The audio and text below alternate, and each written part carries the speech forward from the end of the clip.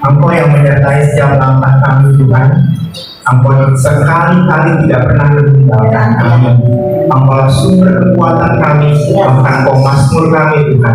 Tempat kami mengarahkan pandangan kami dan memuji-muji nama-Mu Tuhan. Biarlah kiranya sepanjang langkah kehidupan kami diterangi oleh kebenaran Tuhan, sehingga langkah kami selaras dengan kehendak Tuhan dan jadikan kami pribadi yang menyukakan hati Tuhan. Siang hari ini Tuhan, kalau kami punya kesempatan untuk duduk diam di kaki-Mu, berbicaralah kepada hati kami Tuhan, sehingga kami mendapatkan pernyataan-Mu Tuhan, pewahyuan-Mu secara pribadi, yang mana ini akan menjadi tuntunan langkah kami supaya hidup kami selaras dengan Tuhan dan berkenan kepada Tuhan. Dan dengan demikian kami akan melihat semua rancangan Tuhan tergenapi dalam kehidupan kami. Terima kasih Bapak, kami hendak mendengarkan sabda firman-Mu, berkati hati kami menjadi tanah yang gembur Tuhan, siap menerima benih firman-Mu, dan firman itu akan hidup dalam kehidupan kami, sehingga kami bukanlah menjadi pribadi yang kalah terhadap segala sesuatu di sekeliling kami, tapi kami menjadi pribadi yang berkemenangan di hadapan Tuhan.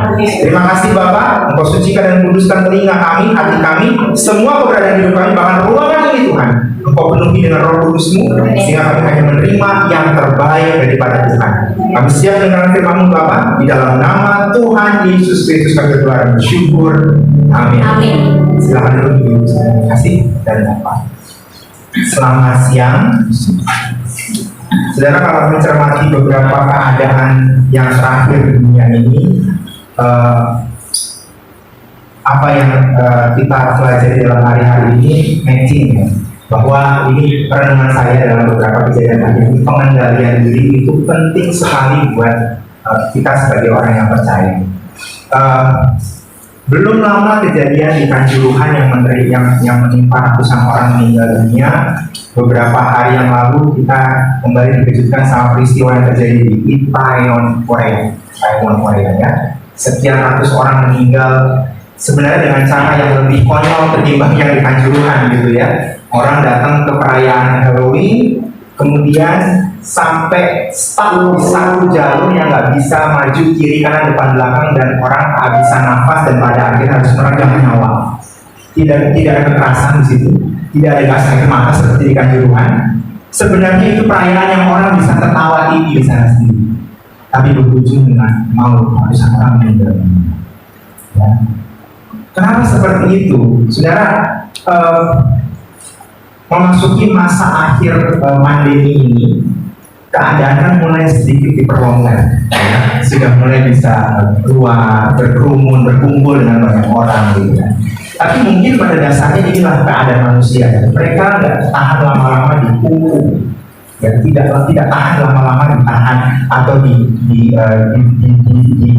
dikondisikan dalam satu kondisi di mana mereka nggak bisa berbuat banyak tanpa sosok apapun. Ketika pintu terbuka, nah ini yang sulit Pak, dikendalikan. Kita sulit mengendalikan diri. Dan sulit mengendalikan diri. Kita pengen, udah bebas semuanya, udah bebas. Udah apapun yang terjadi, pokoknya kita sekarang sudah bebas. Sudah ada penangkal yang ini segala sesuatu. Maka hadirlah acara ini itu tanpa perhitungan.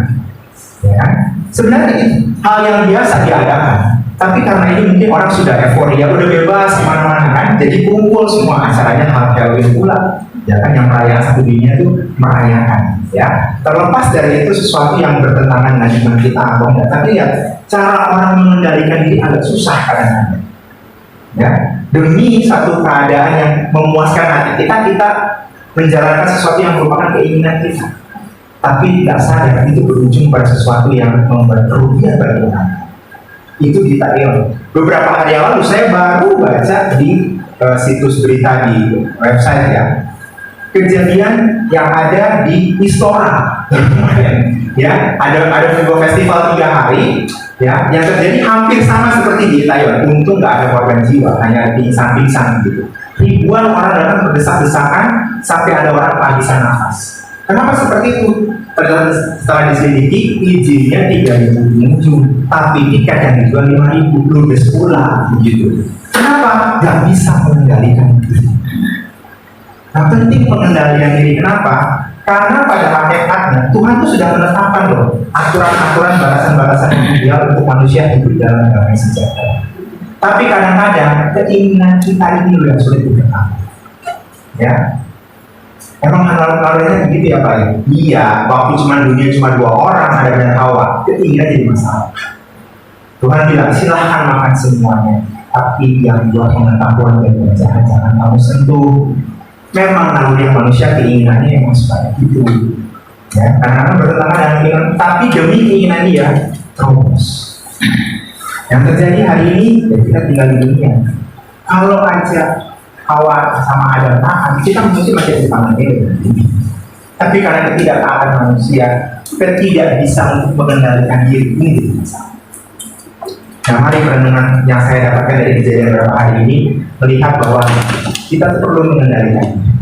Kalau selama beberapa bulan terakhir ini kita lagi bicara mengenai berserah, itu merupakan sebuah tools untuk kita bisa mengendalikan diri. Bukan nggak boleh melakukan segala sesuatu, boleh. Tapi biarlah yang kita lakukan itu selaras dengan kehendak Tuhan. Ya, karena kalau kita berjalan selaras dengan kehendak Tuhan, ujungnya itu yang penting. Ujungnya yang penting. Kita bisa melakukan apapun, bebas kita melakukan hal ini. But the consequences at the end of the time akan dipertanggungjawabkan. Nah, ini yang jadi pergumulan kita. Kita bisa pertahankan sampai nanti titik itu apa enggak? Ya, mungkin di langkah sekarang kita seperti, aduh kok sepertinya sekarang semua serba terpaku ya. Semua aturan-aturan yang berlalu.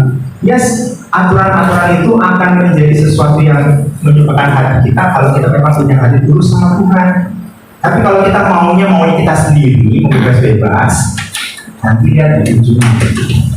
Ya, di ujung. Karena segala sesuatu itu akan berakhir di ujung kehidupan itu. Pada waktu kita menerima kata pengadilan nanti, atau kita pas terima nanti konsekuensi di dunia pun, kita kan aduh tahu itu mendingan gua. Nah, sebelum itu terjadi, marilah kita melatih diri untuk bisa menghindari. Hari ini saya akan berbicara mengenai bagaimana kita berserah dalam situasi yang tidak adil. Ya, karena dalam situasi yang tidak adil, kita sering berontak. Oh nggak adil ya, semestinya begini, semestinya begitu. Nanti kita akan lihat bagaimana kita bisa menghadapi situasi yang sepertinya tidak adil, tapi kita melihat ternyata yang dilakukan Tuhan itu jauh lebih indah daripada ketidakadilan itu sendiri. Nah, sebelum kita memulai pertemuan kita pada hari ini, saya ajak bapak-bapak dan ibu untuk bangkit diri. Kita akan bacakan pengakuan iman kita. Kita lakukan ini dengan penuh keyakinan, bukan ini bukan sekedar membaca, kita bukan ritual, tapi ini pernyataan iman kita. Yang kalau kita sampaikan akan membangun iman kita untuk berjalan selaras dengan kehendak Tuhan. Ya, mari kita baca sama-sama. Aku percaya kepada Allah Bapa yang Maha Kuasa, Khalik langit dan bumi, dan kepada Yesus Kristus, Anaknya yang tunggal Tuhan kita, yang dikandung dari Roh Kudus, lahir dari anak darah Maria, yang menderita sengsara di bawah pemerintahan Pontius Pilatus, disalibkan, mati dan dikuburkan, turun ke dalam kerajaan maut. Pada hari yang ketiga bangkit pula dari antara orang mati, naik ke surga, duduk di sebelah kanan Allah Bapa yang Maha Kuasa, dan dari sana Ia akan datang untuk menghakimi orang hidup dan mati. Aku percaya kepada Roh Kudus, gereja yang kudus dan am, persekutuan orang kudus, pengampunan dosa, kebangkitan orang mati, dan hidup yang kekal. Amin. Nah, seringkali kita dapati bahwa sepertinya hidup itu nggak adil. Ya, apalagi kita seperti ini sebagai orang percaya, kadang-kadang melihat situasi di sekitar kita tuh, kok kelihatannya mereka nyaman, aku kok enggak. Sementara aku hidup beribadah sama Tuhan rajin loh, aku nggak putus berdoa, aku ibadah datang terus, persekutuan aku nggak absen, gereja pun hari Minggu aku usahakan datang. Tapi kenapa ya, kok sepertinya nggak fair ya hidup. Kita melihat sepertinya orang lain itu bisa mendapatkan apa yang kita inginkan. Ya, yang kita inginkan kita belum capai, tapi lihat orang, kok mereka udah dapat ya? Sementara aku kok belum ya? Padahal aku rajin ibadah loh. Tapi kenapa ya? Bisnis kok mandek ya? Aku rajin ibadah, rajin kebaktian loh. Tapi kenapa ya anak-anakku kok disuruh dibully terus ya? Aku rajin ibadah loh. Tapi kenapa ya suamiku kok belum berubah sampai sekarang ya? Pasangan hidupku kok belum benar ya? Gimana ya? Padahal aku rajin ibadah. Saudara, yang kita bisa pelajari dalam hal tersebut adalah dalam Tuhan segala sesuatu pasti ada rancangan yang baik. Kita bisa melewati masa-masa yang sulit, tapi percayalah, dalam Tuhan tidak ada segala sesuatu yang sia-sia. Keadaan mungkin tidak adil bagi kita. Kita sudah berusaha maksimal, kok hasilnya begini saja. Aku sudah berusaha maksimal, kok suamiku gak pernah mengangkat jabatannya. Ditipu terus sama orang lain. Padahal suami kurang apa sebenarnya? Apakah karena kami orang minoritas? Apakah karena kami ini yang begini? Apakah karena kami ini begitu? Apakah karena kami ini dari orang yang suku ini suku itu? Saudara, perlu kita lihat bahwa bagaimana cara pandang kita kepada Tuhan melebihi dari segala sesuatu yang ada. Saya akan mengajak ibu-ibu sekalian untuk melihat bagaimana ketidakadilan ini bisa menghampiri atau dialami oleh seseorang yang kualitas sebenarnya luar biasa. Tapi dia merasakan ketidakadilan itu. Bahkan yang kita nanti bisa pelajari, orang sekelas ini hampir aja di mana terpencil karena ketidakadilan. Saya pertama kali mengajak ibu-ibu sekalian untuk membuka kisah tentang Asaf. Ya, sebelum kita baca buka dulu ya, Mazmur 73. Kita akan standby di Mazmur 73. Kita akan merenungkan hampir seluruh ayat, tapi saya akan highlight. Kalau ibu-ibu mau merenungkan nanti seluruh perikop itu ibu baca tentang Asaf. By the way, Asaf itu siapa? Udah ada yang tahu Asaf ini siapa? Udah mulai tahu, oke. Sebagai pengetahuannya, Asaf itu salah satu dari 3 orang pentingnya Daud. Ini jenderal-jenderal Daud, panglima-panglima Daud, yang bertugas untuk memimpin pasukan pujian penyembahan Daud. Beda ya, ada pasukan perang, ini pasukan pujian penyembahan Daud. 3 jenderal itu. Ada Asaf, ada Heman, ada Yedutun. Ya, orang-orang ini bukan cuma sekedar menaikkan pujian penyembahan, tapi bernubuat lewat pujian penyembahan mereka. Dan ketika mereka bernubuat, orang Israel akan tahu maunya Tuhan seperti apa.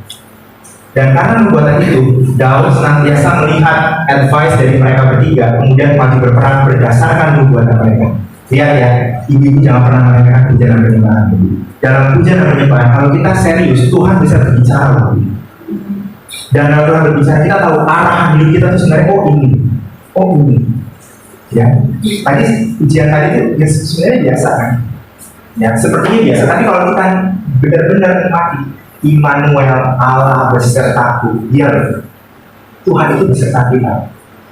Jika kita mungkin dalam keadaan di mana sendirian, Immanuel, Allah itu beserta dengan kita.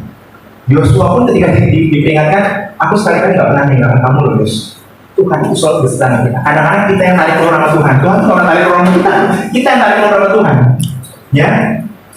Dan Asaf ini salah satu orang yang penting dalam kerajaan Daud. Tapi kita lihat bagaimana ia punya keluh kesah dan dicurahkan di Mazmur 73. Saya membuka terlebih dahulu dari ayat pertama sampai ayat yang ketiga. Ayat yang pertama sampai ayat yang ketiga. Basically, apa yang Asaf alami di perikop ini adalah ketidakadilan dalam kehidupan dia. Saya bacakan dulu ya, saya bukakan bagi ibu sekalian. Mazmur 73, ayat yang pertama sampai ayat yang ketiga. Mazmur Asaf. Sesungguhnya Allah itu baik bagi mereka yang tulus hatinya, bagi mereka yang bersih hatinya. Lihat ayat yang pertama aja Asaf sudah menyerahkan bahwa Tuhan itu baik bagi semua orang yang bersih hati dan tulus hatinya. Ayat yang kedua, tetapi aku sedikit lagi maka kakiku terpeleset, nyaris aku tergelincir. Maksudnya apa? Terpeleset beneran, keseleo kakinya atau gimana? Enggak. Ayat yang ketiga, sebab aku cemburu. Kepada siapa? Kepada pembual-pembual. Kalau aku melihat kemunculan orang-orang fasik. Orang-orang fasik bisa muncul nggak? Ternyata bisa. Ternyata bisa. Orang-orang yang nggak percaya Tuhan bisa nggak mereka mendapatkan kemewahan dunia? Bisa. Orang-orang yang nggak percaya Tuhan bisa sehat, bertahan lama hidupnya, sementara kita mungkin lihat orang tua kita, aduh orang tua saya masih 60 sekian udah keluar masuk rumah sakit, ada orang percaya lupa ke gereja loh, kok bisa begitu ya? Zamannya Asaf udah kejadian. orang-orang yang gak percaya dalam Tuhan menerima kemunculan. Dan Asaf melihat hal itu hampir tergelincir, hampir percaya kok gak adil. Sementara aku ini berdiri di muka Tuhan, memuji Tuhan, anak-anak bernubuat demi nama Tuhan. Kok mereka lebih muncul dibandingkan kami? Dan kalau nanti ibu baca di ayat berikutnya, Bu, Asaf menuliskan betapa beruntungnya orang-orang itu, gemuk-gemuk, makan enak, kaya, semuanya punya. Sementara Asaf gak bisa dapat apa yang dia punya. Ini kadang-kadang poin tidak ada muncul dalam manusia. Kenapa ya? Tangga sebelah itu loh, aku tahu dia itu gak benar keuangannya, tapi kok dia adem-adem aja. Sementara kita setiap bulan mesti ngatur keuangan ini berapa, uang sekolah si adik berapa, sini berapa. Kadang-kadang untuk beli sesuatu yang apa namanya, yang kebutuhan tersier susah banget. Sementara orang lain kok punya TV sampai 90 inch, kok 90 sih banget gitu. Karena seperti itu kita pengennya kita disamain sama keadaan orang lain gitu. Padahal belum tentu apa yang mereka dapatkan sesuai dengan kehendak dan rencana Tuhan. Ini penting.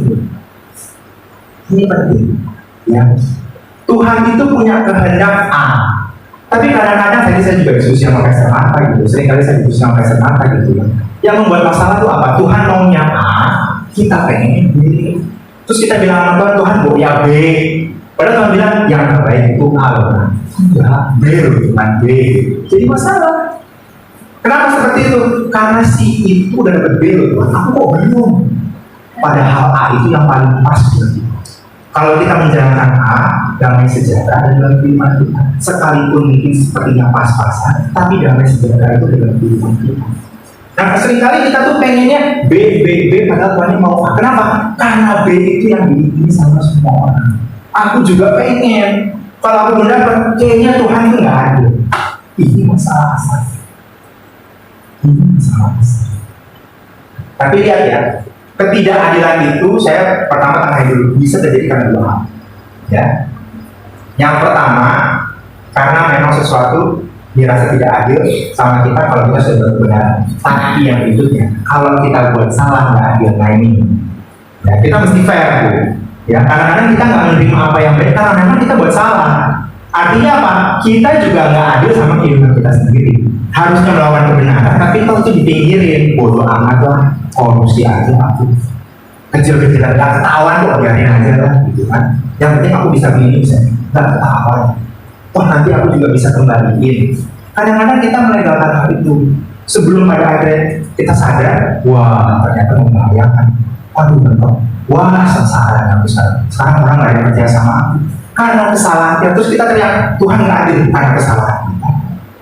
Kita mesti fair. Makanya ayat yang pertama bilang Allah itu baik bagi mereka yang tulus hatinya, bersih hatinya. Bagaimana kalau ketidakadilan itu terjadi karena kesalahan kita? Bertobat, Bu. Kembali bersih hati, kembali tulus hati di dalam Tuhan. Akui memang aku salah Tuhan. Ketidakadilan ini memang karena kesalahanku. Aku yang nggak adil sama diriku sendiri. Ampuni aku Tuhan, aku mau bertobat. Kembali bersih hati dulu. Kembali tulus hati dulu. Nah kalau kita ada bersih hati tulus hati, saat ketidakadilan itu makin terjadi, nah ini baru kita belajar. Sebenarnya di balik itu apa? Dan ini yang luar biasa. Kalau Tuhan menyingkapkan rahasia buat kita, wah, udah buka kalau foto begini, kalau Tuhan menyingkapkan ini baru foto begini. Kalau Tuhan menyingkapkan sesuatu dan kita tahu, oh ya, baru karena luar biasa Tuhan. Ya, nah kita lihat yang berikutnya bagaimana yang pada akhirnya Asaf itu alami. Ya, semakin Asaf mengedepankan rasa cemburunya, ya, karena tidak adil, dia kembangkan terus. Maka yang terjadi apa? Asaf makin frustasi. Kalau kita setiap hari hanya memikirkan ketidakadilan, bangun tidur, Pak kok ini begini ya, ini kok begitu ya Pak ya. Besok pagi bangun, Pak ini ketemu sama anak, nah kamu tahu nggak sih ini? Itu nggak adil banget. Kita begini, semua orang dicurhatin. Sampai mungkin ke teman-teman persekutuan dicurhatin, pendetamu dicurhatin gitu kan. Sampai itu, tapi kita nggak bisa melakukan apa-apa. Sama seperti Asaf. Frustrasi. Coba kita lihat ke ayat 12 sampai 14. Ya, masih masuk 70. Ayat 12 sampai 14. salah satu video onsite dari Mama ini boleh bacakan buat kita semua. Mazmur 73 ayat 12 sampai 15. Silakan dulu video onsite, jangan saya bacakan. Silakan.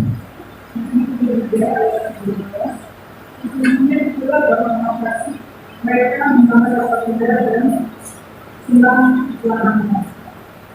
Biasanya semua mempertahankan atau kondisi dan membahas standar tidak sama. Namun standar mereka membuat dan memperbaiki. Kurang apa asas? Mempertahankan hati yang bersih, basuh tangan, ya. Tapi lihat yang terjadi, orang-orang fasik, mereka makin kaya, makin senang. Orang-orang fasik. Sementara kita apa? Kita udah bersih kok, mereka makin kaya, makin kesel, makin kesel, makin kesel. Setiap hari kita mempertanyakan, kok begini ya? Kok begini? Suamiku nggak dapat promosi, bisnisku kok mandek. Aku kok ditipu terus sama orang kayak begini. Wah nggak fair. Mestinya aku bisa berkembang sekarang bisnis, tapi kok sekarang sebegini terus ya? Padahal aku udah setia sama teman. Kok begini ya? Sampai pada akhirnya apa? Ayat 16 lanjutnya ayat 16. Apa yang terjadi dalam asal? Coba baca lagi di video saya. Ayat 16. Tapi ketika aku bermaksud untuk mengetahuinya, hal itu menjadi kesulitan. Semakin Asaf cari tahu, semakin dia mendapatkan jawabannya. Frustrasi. Kalau kita mengembangkan rasa ketidakadilan dalam hati kita push diri kita untuk bilang, gue mesti berusaha sesuatu. I have to do something supaya ikut. Gak bisa ketidakadilan terus dilawan. Iya, ada caranya. Tapi kalau kita malah mentok lama-lama apa? Frustrasi. Nah dari kefrustrasian itu bukan kita balik ayat kedua, bisa-bisa iman kita tergelincir. Kalau mereka nggak apa-apa ya udah pulang aja sama kayak mereka. Toh mereka nggak apa-apa, Tuhan nggak hukum kok. Bisa nggak seperti itu? Bisa banget. Saya punya teman-teman yang dulunya seperti itu. Saya juga hampir melakukan hal seperti itu. Tapi luar biasanya adalah bagaimana Tuhan itu berperkara dalam kehidupan kami, menyatakan dirinya dalam setiap langkah kehidupan kita. Nah, Asaf sampai frustasi. Kalau kita mengembangkan itu frustrasi percaya, nanti lama-lama depresi. Nanti depresi di rumah, bentar-bentar marahin anak, bentar-bentar ngomelin suami, gitu. Ya kan? Tanpa sebab. Kenapa? Karena kita coba mengendalikan sesuatu yang nggak adil dengan cara kita sendiri. Padahal Tuhan punya rencana indah. Nanti kita lihat dulu. Tuhan tuh punya rencana indah. And this is beyond everything yang kita bisa ngerti saat ini. Kita akan frustasi. Jadi hati-hati dengan perasaan tidak adil yang terus dikembangkan. Seperti orang Jawa tuh bilang sate dikipasin terus. Makin lama karena makin. Kalau kita dikipasin terus akan tidak frustrasi. Kalau frustrasi nanti depresi. Nanti kalau depresi muncul pisau itu repot lagi pisau. Muncul pisau itu kan. Ya. Jadi udahlah, kita tenang-tenang dulu ikut Tuhan. Kalau memang dirasa ketidakadilan, ini loh langkah. Nah, Asaf punya satu kunci pada akhirnya. Asaf punya satu kunci dan ini menjawab seluruh apa yang dia alami dari ayat yang pertama. Ayat yang pertama sampai ayat yang ke-16 itu berbicara mengenai kefrustrasian Asaf. Ya. Ayat 17. Yuk, sekarang dari online deh. Kalau salah satu baca Mazmur 73 ayat yang ke-17. Ya, silakan.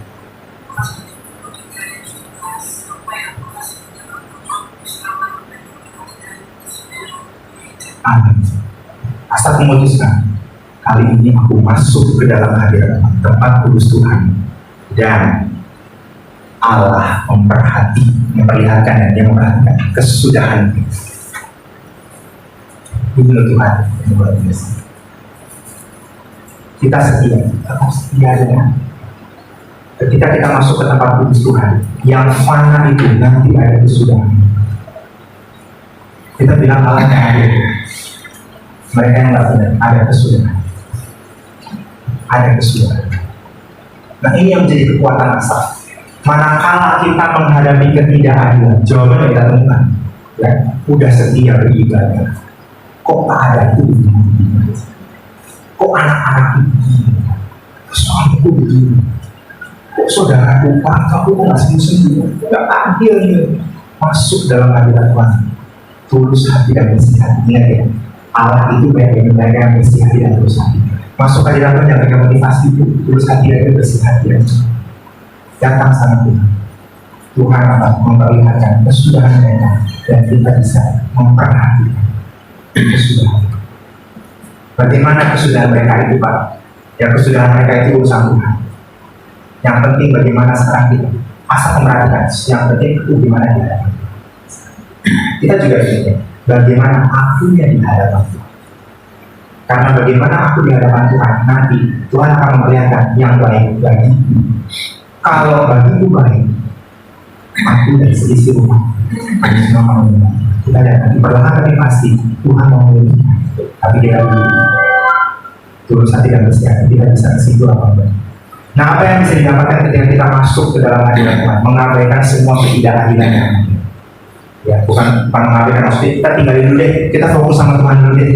Ya, bagaimana cara kita dapat kekuatan di tengah-tengah ketidakadilan? Bagaimana kita berserah sama Tuhan ketika kita melihat something is not fair, life is seem unfair to me, Pak.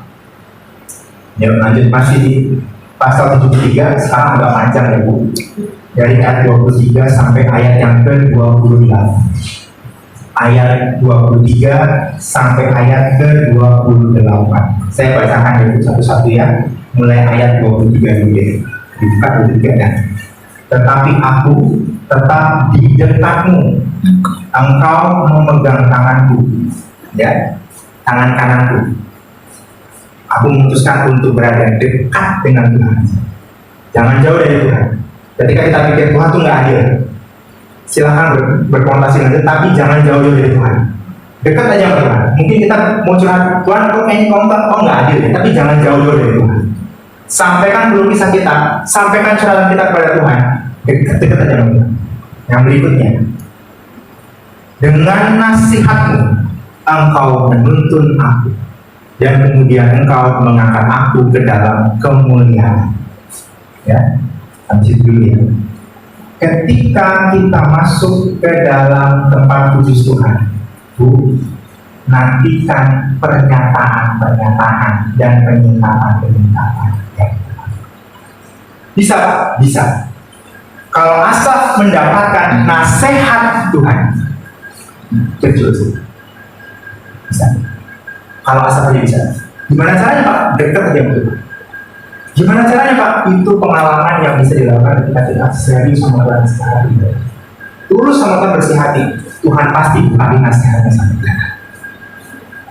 Metodenya Pak? Udah, kalau sekarang sudah menjalankan jurnal SOP, tekuni itu dengan serius. Karena dari SOP muncul nasihat-nasihat itu. Itu yang kami jalani berdua, satu keluarga kami menjalani hal itu. Saya, Esther Marta, Oma, satu keluarga kami membiasakan diri. Jurnal itu adalah sarana untuk kami melihat nasihat Tuhan. Benar Pak, Tuhan bisa begitu. Yesaya 55 ayat 6. Bukan. Yesaya 55 ayat 6. Ditandain dulu ya Bu ya, jangan keluar dari Mazmur 73 ya. Yesaya 55 ayat 6. Yesaya 55 ayat 6. Coba ya, online boleh baca ini.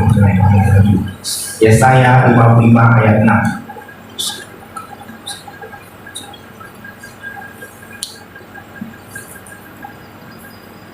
Yang mana yang bisa bantu saya?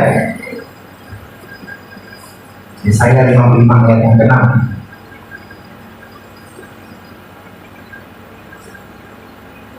Ada di video online? Boleh bentar.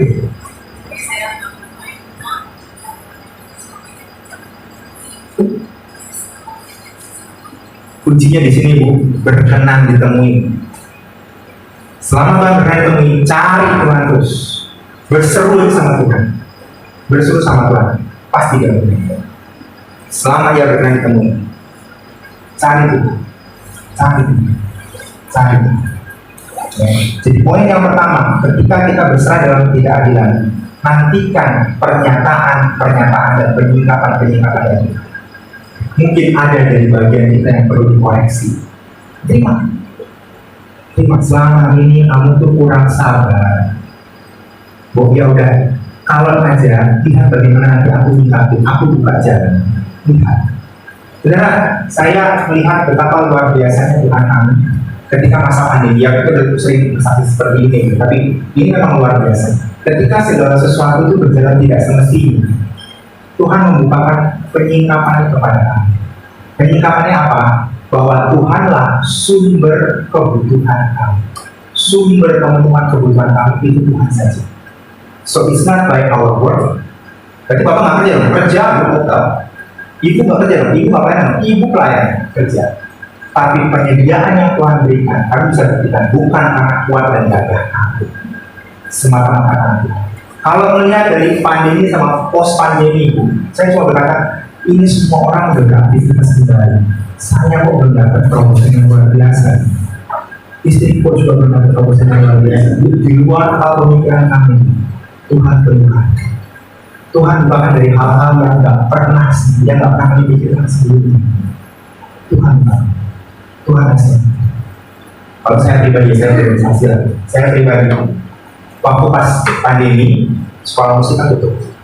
Belum lagi masalah di Dupo, ya kan? Sekarang kami nggak punya tempat fisik untuk operasional. Kami bisa online setiap hari. Online. Terus kemudian pada waktu menjelang pandemi berakhir, setahun menjelang pandemi berakhir, setelah pasca Omikron pada waktu itu, ada teman-teman saya yang bilang, saya punya waktu nggak? Tuh, untuk ngajar bisa, tapi privat, ya nggak apa-apa lah, gitu kan? Gimana? Dekat lah rumah. Oh boleh lah, nggak apa-apa lah, gitu kan? Boleh lah, nggak apa-apa. Boleh. Ya, saya bersyukur sama Tuhan kalau yang mau jalan, ya sudah, aku terima. Saya jalan Bu private itu. Saya jalan kelas privat. Dari kelas privat itu Bu, temennya ikut les. Dari temennya lagi ikut les. Saya cuma mikir, mana sebenarnya saya ambil. Karena kan saya itu suka musik, kok privat gitu. Yang aku bukan ini dia nggak cukup. Coba sehat. Bukan satu, dia udah. Aku ada juga demikian. Udah mau ini, lain belum ada yang juga ya. Satu persatu. Setia aja. Emang disuruh Tuhan duduk di rumah, baca Alkitab, di rumah renungan, sharing cuma sama keluarga. Lakuin aja Bu, udah lakuin aja. Setia sama Tuhan. Kalau memang udah skupnya bisnisnya pada skupnya kecil, radius 10 kilo, aku pengen radius 30 kilo. Kalau memang Tuhan masih bukan 10 kilo, ya 10 kilo aja dulu. Toh lihat, Tuhan tuh nggak menyediakan buat kita. Tuhan nggak pernah menyediakan buat kita. Selalu menyediakan yang terbaik. Ya kan? Kita pikir anak-anak kita kenapa nggak pernah selalu bosannya top 10, Tuhan top 10 ini top 20 mulu. Tapi kan naik pas terus. Ya kan?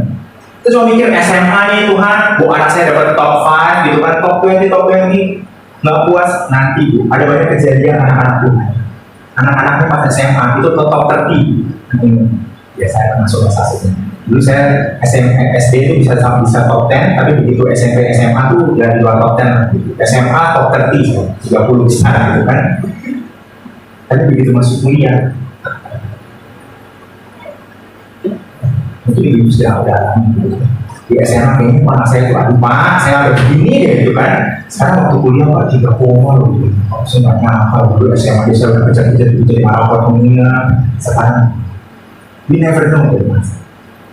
Aja setia. Tunggu penyingkapan tuh. Makanya kalau udah punya waktu sama Tuhan masuk dalam hadirat Tuhan, Bu, tunggu penyingkapan. Ya seperti ini, saya percaya ini tempat kudus Tuhan. Ketika kita masuk dalam tempat kudus Tuhan, tunggu penyingkapan buat ibu-ibu. Tunggu, makanya datang ke tempat Tuhan jangan pakai motivasi siapapun. Jangan aja dengan tulisan. Tunggu, aku mau penyingkapan apa Tuhan? What's new today?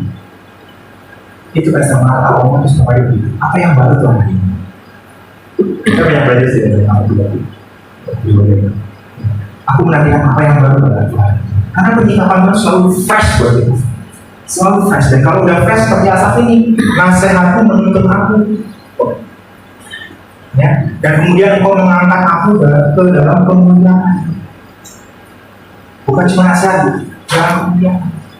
Next yang berikutnya, kembali lagi ya, Mazmur 73, 23 sampai 28. Berarti sekarang ke 25 kalau nggak salah ya. Itu ya, 25 ya. Mazmur 73, 25 saya bacakan ya. Mazmur 73, 25. Nah, siapa gerangan ada padaku di surga selain engkau? Ya, ini yang luar biasa. Selain engkau tidak ada yang kuingini di bumi. Kalau ada masuk hadirat Tuhan, udahlah yang tidak ada itu biarin aja lah. Cuma Tuhan yang aku inginkan. Sekalipun dagingku dan hatiku habis kenyang, gunung batuku dan bagianku tetaplah selama-lamanya. Beberapa tahun lalu ini pujian di Yesus ini. Sekalipun dagingku dan bagianku habis kenyang, gunung batuku dan bagianku tetaplah Allah selama-lamanya. Waktu pandemi sekarang masih ya Bu ya. Haruslah Tuhan itu selamanya, ya kan? Tuhan itu bagian sampai selama-lamanya. Ya, lanjut. Sebab sesungguhnya siapa yang jauh daripadamu akan binasa. Amin. Kau binasakan semua orang yang berzina dengan meninggalkan engkau. Tetapi aku, ini loh komitmen ketika Asaf masuk ke dalam hadirat Tuhan. Tetapi aku suka dekat pada Allah. Aku menaruh tempat perlindunganku pada Tuhan Allah. Supaya apa? Supaya kaya, supaya sehat, supaya dapat naik jabatan, supaya dapat promosi, supaya bisnis berkembang, supaya dapat menceritakan segala pekerjaan. Segala pekerjaan apa Bu? Yang memulihkan hati kita, yang tadinya rusak jadi baik, yang tadinya nggak setia jadi setia, yang tadinya membangkang Tuhan jadi taat sama Tuhan. Itu pekerjaan. Belum kemuliaan bisnis Bu, belum kepentingan bisnis, belum kepentingan properti, belum Bu. Hatinya direstorasi oleh Tuhan. Itu Asaf. Asaf tahu di balik ketidakadilan orang-orang Tuhan lagi berusaha. Aku mesti kembali kebersihan. Di tengah-tengah ketidakadilan aku mau berserah sama Tuhan sampai aku lihat pekerjaan yang luar biasa. Dan itu yang aku ceritakan. Jadi yang pertama ceritakan adalah dulu tuh aku tuh brengsek, aku tuh gak paru-paruan, tapi Tuhan proses aku. Tapi Tuhan proses aku. Kalau kita proses, cara ngatur bisnis kita akan beda, cara ngatur kerja kita akan beda, cara kita menghadapi pasangan kita akan beda, cara menghadapi anak juga akan beda. If they see the love of God, mungkin gak mereka boleh bisa. Kita gimana? Jangan dulu fokus sama tidak ada. Jadi dulu ada apa? Masuk ke tempat musuh. Masuk ke tempat musuh.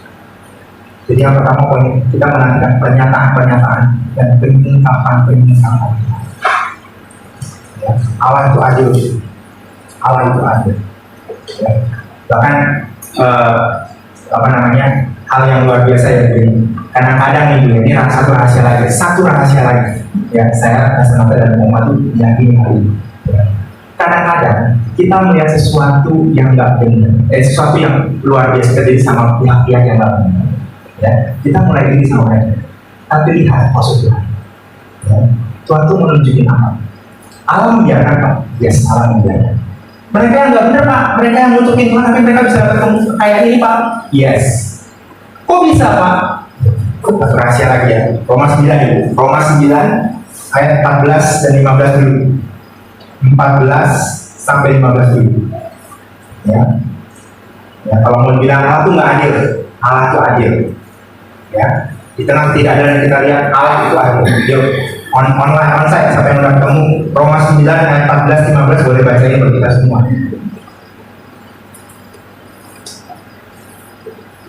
Ketemu boleh bacain silakan.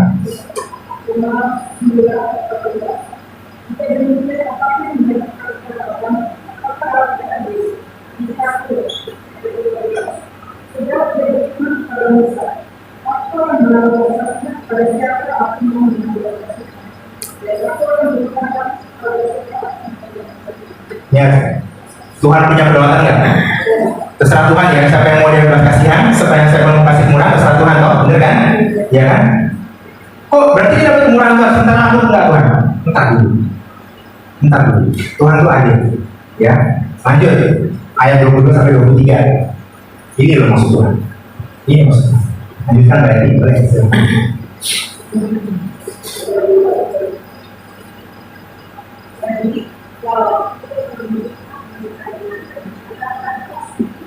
Kalau anak harus sebenarnya bisa apa yang dilakukan apa istilah itu bisa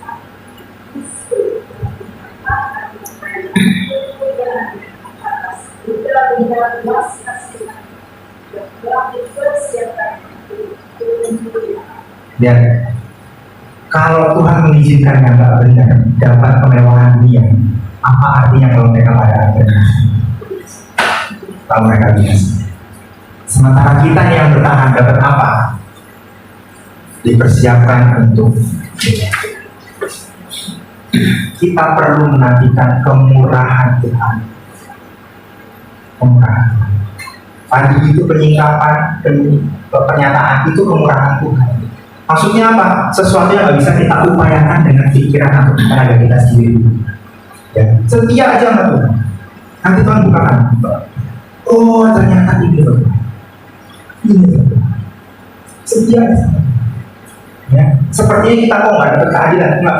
Tuhan lagi nyimpen untuk kita melihat kemuliaannya, kemurahannya. Jadi jangan iri hati, jangan bilang nggak adil itu. Kalau memang Tuhan lagi tahan itu mereka sampai mereka binasa, itu haknya Tuhan. Tapi kita yang tulus hati dan bersih hati akan lihat stay in faith, tetap aja masuk dalam hadirat Tuhan, tetap aja masuk dalam hadirat Tuhan. Ya. Satu contoh lagi akan saya kemukakan sebelum pada akhir nanti saya tutup. Nah, saya lagi dalam 2 minggu terakhir ini lagi baca 1 Samuel, ini luar biasa. Saya coba merenungkan ayat ini, pasal demi pasal, ayat demi pasal. Kadang-kadang sudah sampai pasal 5, saya balik lagi ke pasal 2. Saya hari ini baru sampai pasal 10. Di 2 minggu saya baru sampai pasal. Saya bolak-balik, terus sampai sini, balik lagi baca lagi. Balik lagi baca lagi. Ya, 1 Samuel ini dibuka bagaimana kisah Hana. Ya, Hana. Ya, Hana yang ada keluarganya, gitu ya. Ini proses kelahiran Samuel. Hana menerima ketidakadilannya. Yes. Right? Yes, ya. Tapi luar biasa ini saya resume aja, nanti ibu baca sendiri. Ini Hana. Hana tuh dia ada seorang, disebutkan pertama kali ada seorang namanya Elkan. Dia dari suku Efraim, ya. Elkan dari suku Efraim, ya. Kemudian dia punya 2 istri. Yang pertama Hana, yang kedua Penina. Penina ini punya anak, sementara Hana enggak. Ya. Sementara kerjaan Penina adalah ngejek anak karena nggak punya anak. Tapi Penina itu berhenti sampai di ayat 3. Anaknya berapa? Nggak tahu. Maka anak sedih, dia punya anak, gue nggak punya anak gitu kan. Tapi dia dalam catatan nggak tahu berapa anaknya. Hana pada akhirnya punya. Ini singkat cerita ya, dia datang kepada Tuhan, diteguhkan sama Eli. Tuhan itu mendengarkan beberapa perbuatan. Punya anak, dia berjanjikan kalau aku punya anak, aku akan serahkan untuk lain. Dan dia genapi loh, belum punya anak diserahkan sama Tuhan gimana? Udah nunggu lama, dia udah punya anak, terus aku sih ini udah punya anak, aku baru punya 1 anak, tapi dia jadi udah aku kalau sama udah tak akan Tuhan Tuhan, aku mau mengasihi Tuhan aja. Aku dijanji aku kasih sama Tuhan. Dapat apa? Detail ya, 3 laki-laki, 2 perempuan. Jadi berapa? Detail nggak? Pengennya detail nggak? Keadilan Tuhan. Samuel jadi apa? Jadi nabi. Adil nggak? Lihat ya, pengennya stop sampai di situ. Anak berapa kita nggak tahu. Dia punya anak. Bagian yang dibagi sama anak kita nggak pernah tahu loh berapa. Tapi cukup sampai di situ aja. Kisah Penina sampai detail. Adil nggak? Adil.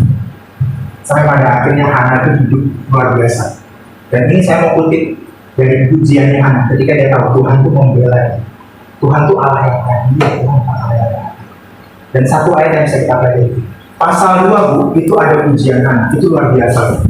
Itu menceritakan bagaimana Hana menceritakan keadilan Tuhan. Luar biasa Tuhan itu. Nanti kalau ibu sudah renungkan yang dia, saya mau kutip satu ayat saja, ayat 9.